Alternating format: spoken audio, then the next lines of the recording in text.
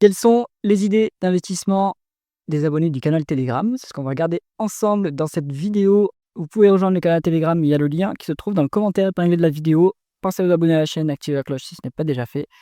On commence avec les, les actions qui m'ont été demandées dans le canal. Donc on a Nemetschek, Atos, Jia Cloud, Richupsy et Cofigure.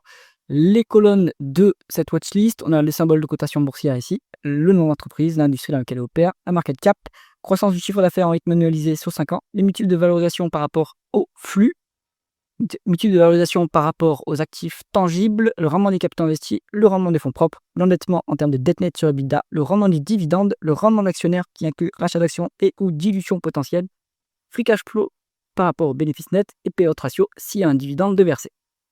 Première entreprise de cette liste que je ne connaissais pas, il s'agit de Nemetschek. Alors, qu'est-ce qu'ils font?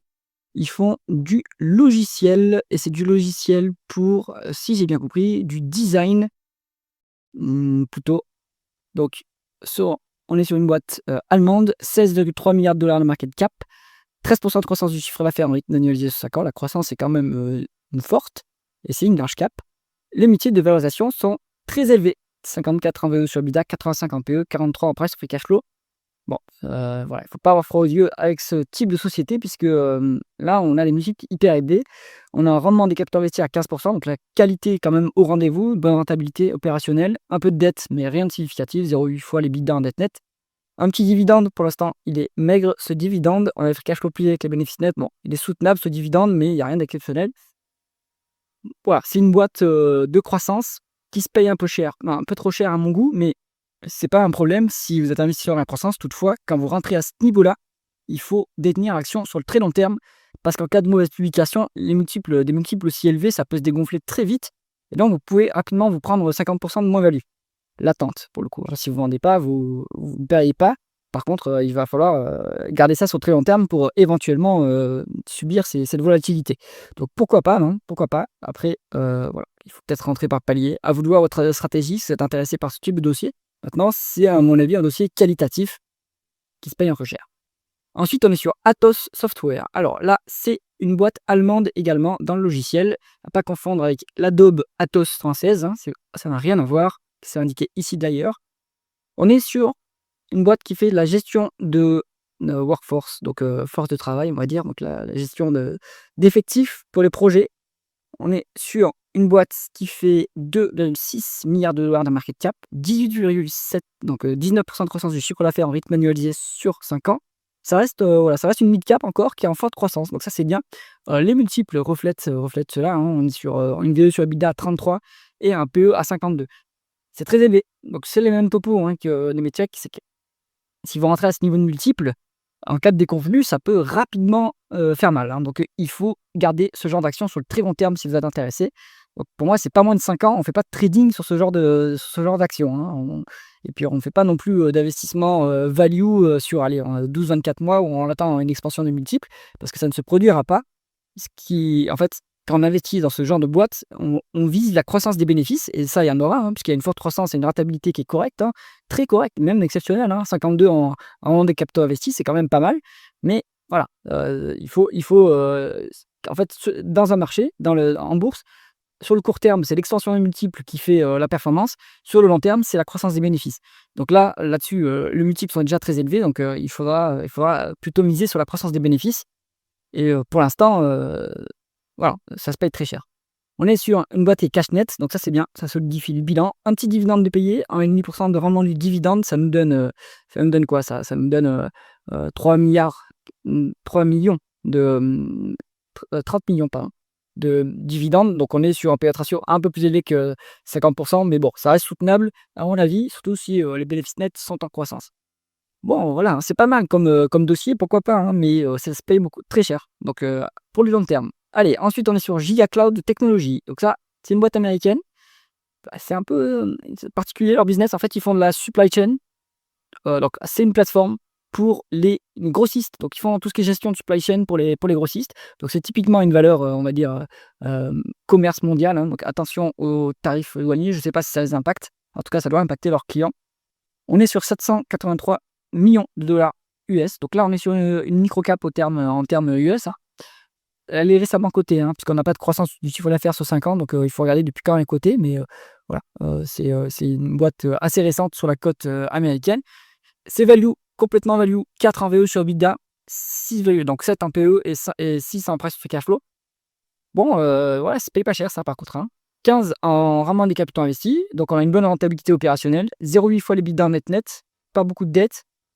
On a alors pas de dividende versé apparemment, mais un rendement d'actionnaire qui est à 6%, donc ça veut dire qu'il rachète leurs actions. Je pense qu'il les annule derrière, donc bah, c'est intéressant. Donc voilà, petite boîte value, dans un secteur, à mon sens, qui est porteur. Il y a des risques après sur ce secteur, hein, de garde commerciale, mais sinon ça se paye pas cher, hein. Typiquement, c'est le genre de dossier sur lequel vous pouvez jouer l'expansion des multiples, hein, sans aucun problème. Donc intéressant. Ensuite, on est sur Rich Subsea. Donc eux, ils font tout ce qui est sous-marin, exploration des fonds marins. Je pense qu'ils bossent pas mal aussi avec du coup les pétroliers, hein, pour l'exploration. Du coup, ça va dépendre de la dépense en capital des pétroliers. On est sur une micro-cap, ça c'est coté en Norvège, si je dis pas de bêtises. 254 millions de dollars de market cap. Donc ça c'est une micro-cap. Attention, micro-cap, c'est peu liquide en général. Et on est un peu tributaire du management plus que sur les large caps, hein, puisqu'il n'y a pas les organes constitués, conseil d'administration, donc les organes de gouvernance qui permettent un peu de cadrer les décisions du management. Énorme croissance, 40% de croissance du chiffre d'affaires en rythme annualisé sur 5 ans. Donc ça, c'est parce qu'il y a eu un boom pétrolier à partir de mi-2021 jusqu'à, on va dire, jusqu'à cette année. 3 fois la VE sur EBITDA, c'est pas du tout cher. 10,5 en PE, 3 en price to free cash flow. Donc là, vous êtes complètement value sur ce dossier. Le marché met des multiples très bas parce que c'est hyper cyclique, hein, c'est normal. Maintenant, ça se paye pas du tout cher. 13,3 rendement des capitaux investis, ça c'est intéressant. 0,9 fois les EBITDA en dette nette. On n'est pas trop endetté sur le dossier. 5,4% de rendement des dividendes. Attention, j'ai l'impression qu'il y a une dilution massive ou il y a une augmentation de capital, hein, parce que non seulement vraiment l'actionnaire neutralise le rendement du dividende, mais en plus on est à moins 3%, donc ça veut dire que en fait en net ça fait moins 8,5. Donc qu'est-ce qui s'est passé là-dessus? Il faut regarder. Est-ce qu'il y a une augmentation de capital? Et dans ce cas-là, est-ce que d'une part, est-ce que l'augmentation de capital, on a des droits de souscription préférentielle, DPS?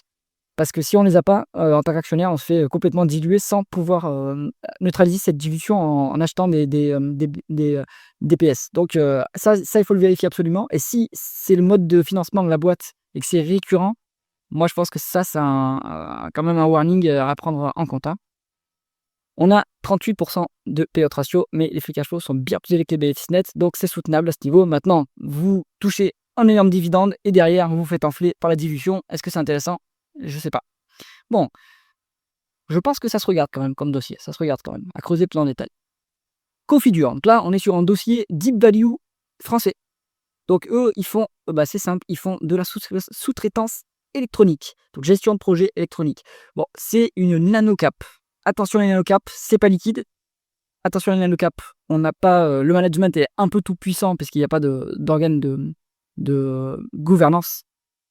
Il y a potentiellement aussi des conventions réglementées, hein, il faut aller regarder. Les conventions réglementées, ce sont des contrats qui sont passés entre, en général, les boîtes du dirigeant et la boîte cotée. Souvent, il y a des abus parce que c'est à la faveur du dirigeant, donc ça, il faut bien vérifier. On est à 2,8% de croissance du chiffre d'affaires en rythme annualisé de 5 ans, donc c'est pas une boîte qui a une forte croissance. 6,5 en VE sur EBITDA, 8 en PE, 3,3 en price to free cash flow. Bonne décote sur flux, et évidemment, sur ce genre de dossier, c'est un dossier deep value, donc énorme décote sur actifs tangibles. Il faut aller voir de quoi sont constitués les actifs tangibles. J'imagine que ça doit être stock, usine, etc. Donc, à mon avis, ils ont une vraie valeur, hein, ces actifs tangibles. Donc, typiquement, dossier deep value, c'est-à-dire pas beaucoup de croissance. En général, en fait, le marché sanctionne ces dossiers parce qu'il n'y a pas beaucoup de croissance, la rentabilité est faible. Ici, on voit, hein, c'est faible. Et qu'en fait, on attend un catalyseur du style rachat d'actions ou dividende spécial pour que le titre revive un petit peu. Donc un peu de dette, 1,1 fois les EBITDA en dette nette, c'est pas énorme. On a vraiment du dividende à 5% quand même, ça c'est intéressant, hein. Et vraiment l'actionnaire à 6,3%. Donc il rachète des actions. Est-ce qu'il les annule derrière? Il faut voir, je le pense, hein. Payout ratio à 48%, dans les free cash flow plus élevés que le bénéfice net, donc c'est soutenable, sans problème. Voilà. Configure, pourquoi pas, hein. Ça peut faire partie d'un portefeuille deep value, soit, moi je vois il y a plusieurs approches. Soit vous avez un portefeuille, moi j'ai un portefeuille stock picking value, et dedans je peux faire de la deep value. Soit vous avez un portefeuille deep value uniquement avec de la deep value. Le problème de ces portefeuilles, enfin de ces titres, c'est que vous avez un coût d'opportunité énorme. Alors vous avez très très très peu de risques que ça tombe. votre ligne. Par contre, le temps qu'il y a un catalyseur, le temps qu'il y a des rachats d'actions, que la gouvernance change, etc., il peut y avoir du temps qui se passe. Et donc ça a un coût d'opportunité. Donc peut-être qu'on peut avoir une approche où on se constitue un portefeuille de plein de titres deep value. Comme ça, chaque année, on a 2-3 qui font une bonne performance. Sinon, prenez une ligne deep value dans un portefeuille plutôt diversifié, value ou croissance, et puis voilà, ça vous permet d'avoir des dossiers un peu plus, on va dire, un peu plus spéciaux. La bonne sélection ici, il y en a pour tous les goûts. On a de la croissance, alors ça se paye un peu cher à mon goût, et on a de la value également. J'espère que cette analyse vous a intéressé. C'est le cas, mettez un pouce vers le haut et pensez à vous abonner à la chaîne. À bientôt.